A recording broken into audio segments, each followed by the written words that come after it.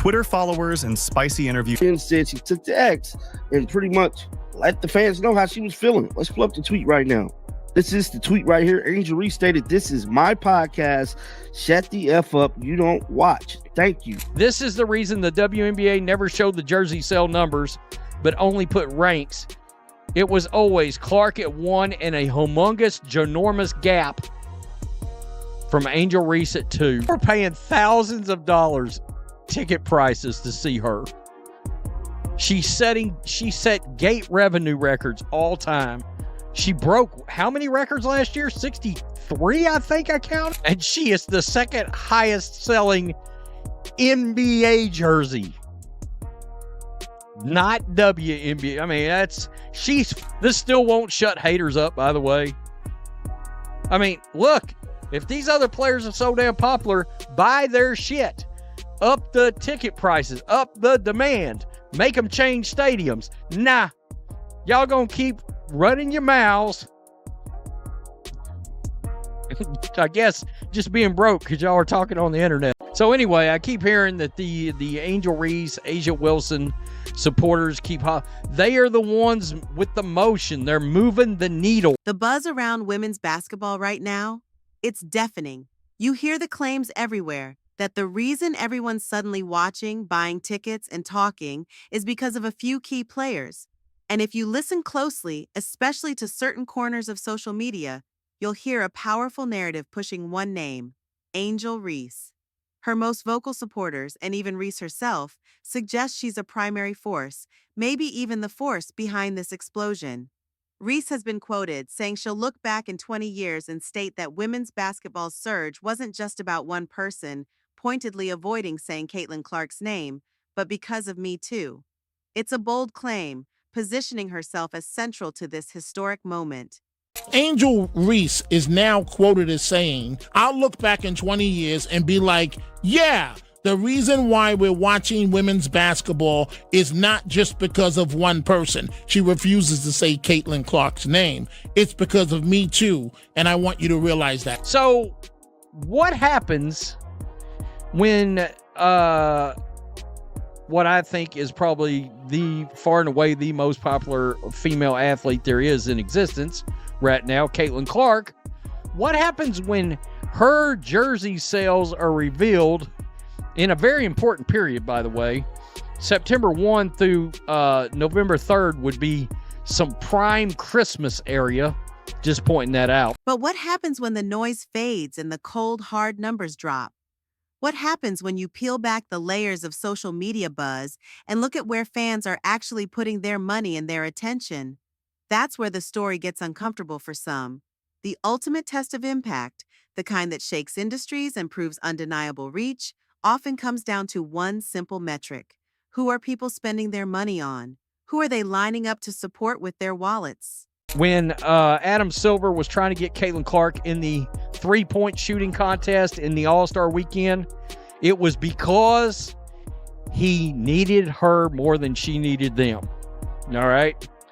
That because of the popularity, what it was she could draw in. Fact is, a lot of her ratings in games last year beat a hell of a lot of regular season NBA games.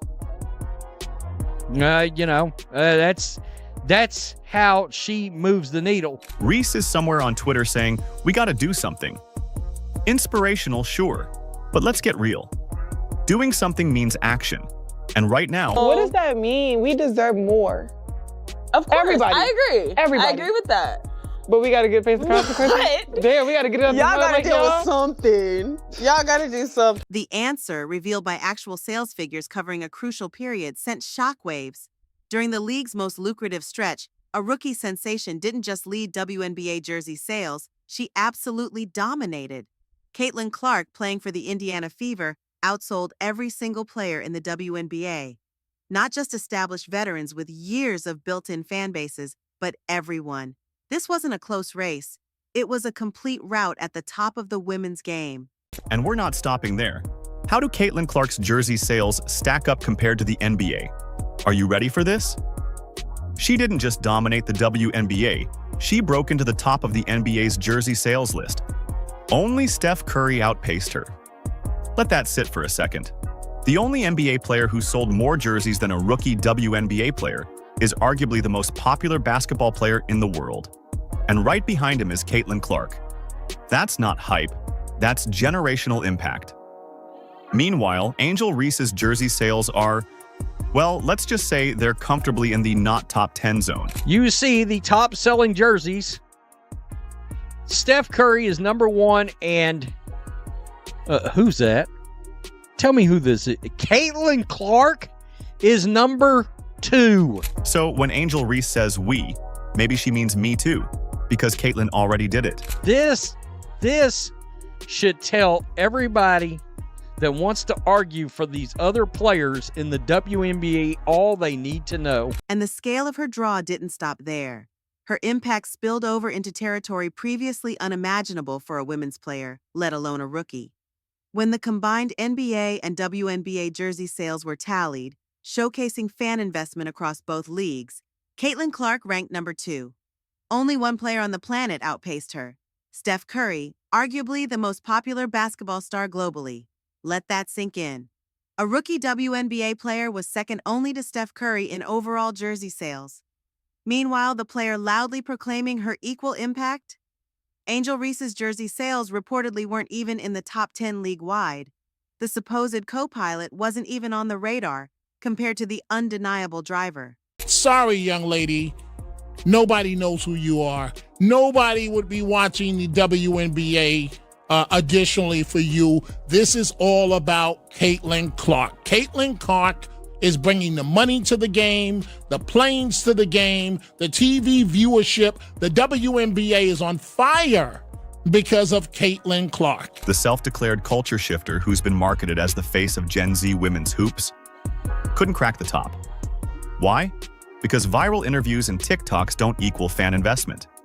Hype is great. Caitlyn Clark plays for the Indiana Fever. In Indiana. Now, in sports terms, Indiana is considered, quote unquote, a small market. All right, that's just a fact. It is what it is. It's not New York. It's not LA. All right, it's not even Dallas. It's not Chicago. It's not Houston. It's not a big market. All right, it's not one of these juiced up markets. Boston would be the other one. And that is Caitlyn Clark. This massive disparity in sales isn't an isolated fluke. It's a symptom of a far larger truth about who is genuinely moving the needle. Caitlyn Clark's games shatter viewership records, pulling in audiences that rival and sometimes exceed NBA regular season broadcasts. She single-handedly transformed a team in Indiana, historically not a major media market, into the hottest ticket in the league, driving unprecedented demand and ticket prices that leave people stunned.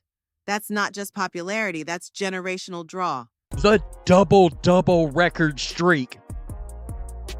Huh, okay. I mean, that's a joke. So refreshing to see some shots actually make it refreshing. Oh no, that's Angel Reese's music. Bang! You like Mustangs? Your favorite player is Luol Deng? Oh, you said bang! Reese's highlight is getting a few TikTok dance collabs and hoping someone notices. It's cute, but it's not moving the economy. How far is the gap? How far is the gap between Caitlyn Clark and her popularity and anybody else in the WNBA? That gap has got to be like the Grand Canyon. That's like she's in a different area code. She's in a different state, maybe a different country. There are no other WNBA players on this list. Angel Reese is not on there. All right? She is nowhere to be found. Contrast this with the narrative of culture and social media influence. While Reese has a strong online presence and viral moments, where is the equivalent consumer engagement?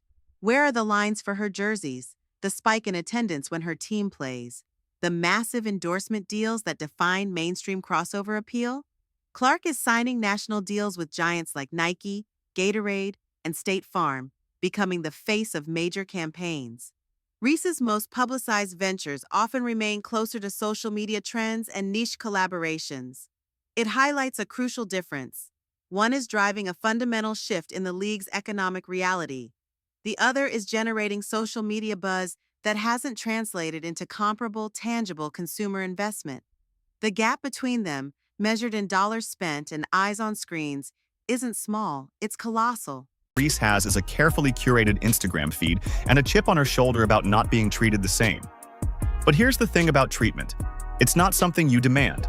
It's something you earn. All right, back to business. Slam bag work, Brittany Griner. You said you rang?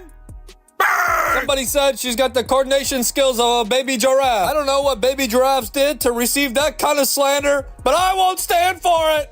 Bang! The WNBA is back in little over a month. A friendly reminder, we're not watching because of one person. We're watching because of her, too. Wait. Where are Asia and Angel? This can't be accurate.